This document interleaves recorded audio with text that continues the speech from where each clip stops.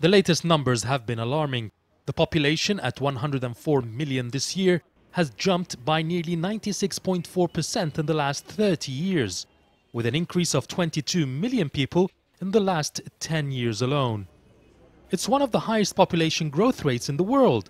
A non-governmental organization in Minya city in Upper Egypt has drafted a law to help end overpopulation. It calls for imposing a procreation license on newlyweds to have one child every 5 years.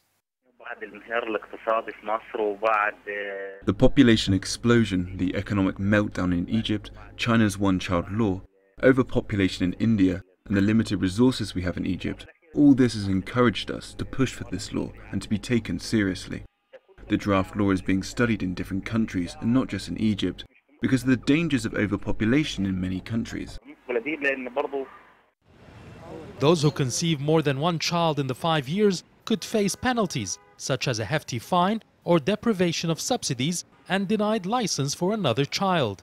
The draft law is to be discussed in Parliament, but there is opposition to procreation licenses. We need to find means to control overpopulation, but using a license will not work in Egypt because of the high illiteracy rate and low awareness levels. Another problem is religious misconceptions that prevent birth control. People will find a way to violate this law if implemented. Many women activists believe punitive measures will not bear fruit. What we need aside from the awareness campaigns is an incentive-based plan. Those who have 1 or 2 children can be allowed subsidies on food, health, and education costs. The family will not be given the same privileges if they have a 3rd child. Egypt has the highest rate at 3.7 children in each family. This has had a huge burden on the limited resources of the country and is a catalyst to increased poverty levels between Egyptians.